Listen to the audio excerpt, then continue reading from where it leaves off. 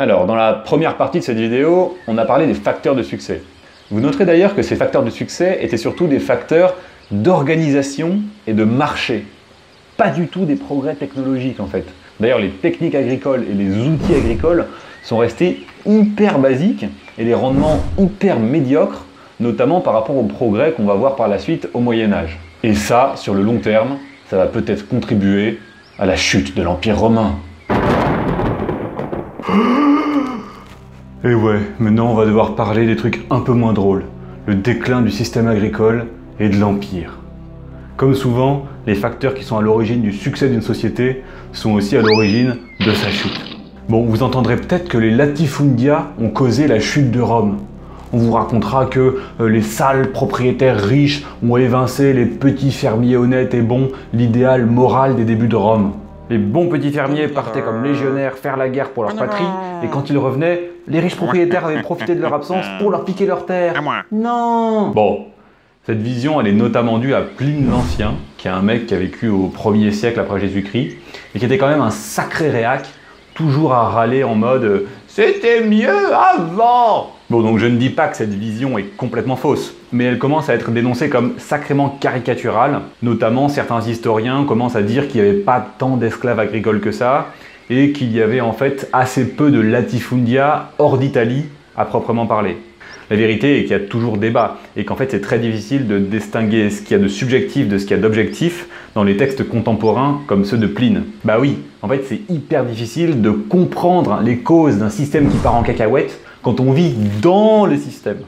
Néanmoins, on peut quand même parler de plusieurs choses. Premièrement, la question capitalistique. Ce système mondialisé, comme à notre époque, favorise énormément les accumulations de capital. D'après Cicéron, en moins 50, seulement 2000 familles possèdent la totalité des terres de l'Empire. D'après Pline, le jeune celui-là, en gros plus 70, 6 individus possèdent la moitié des terres d'Égypte. Alors on a vu dans la deuxième vidéo que la société romaine était assez généreuse et égalitaire sur les salaires. Elle ne l'est pas du tout sur la répartition du capital terrien. Cette concentration capitalistique extrême crée en fait un monopole sur le marché du travail qui est peut-être à mettre en cause dans la chute des salaires des travailleurs agricoles au 1er et 2e siècle après Jésus-Christ. Deuxièmement, la question de l'interdépendance. Dans un système mondialisé, chaque pays ou chaque province de l'Empire se spécialise et échange avec les autres. Les provinces sont donc interconnectées et interdépendantes. Notamment, Rome est extrêmement dépendante de ses colonies pour son alimentation. Alors ça, c'est pas un problème tant que l'Empire est stable. Mais dès que la stabilité n'est plus assurée, les voies de communication ne sont plus sûres, et dès lors, tout s'effondre très rapidement et on commence à avoir des pénuries un peu partout. Enfin, troisièmement, la question écologique. La fertilité des sols en Italie semble s'être tarie très rapidement. Dès moins 200, Caton nous dit que, en gros, les terres italiennes sont épuisées et qu'il faut aller faire du blé en Sicile.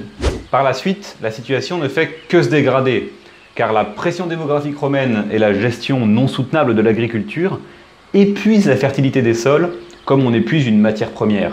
D'ailleurs, on peut interpréter beaucoup des conquêtes romaines comme des moyens de s'assurer de nouveaux sols fertiles.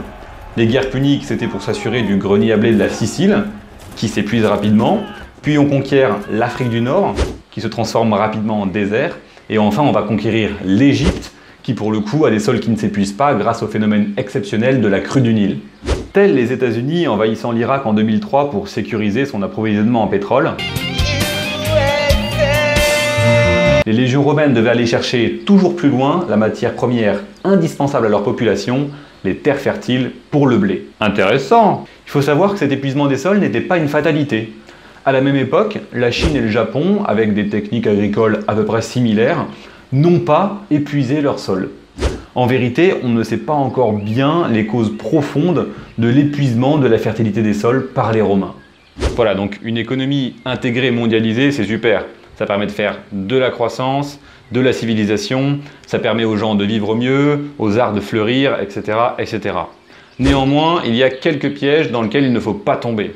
Notamment 1, la question capitalistique, 2, la question du commerce international, et 3, la question écologique.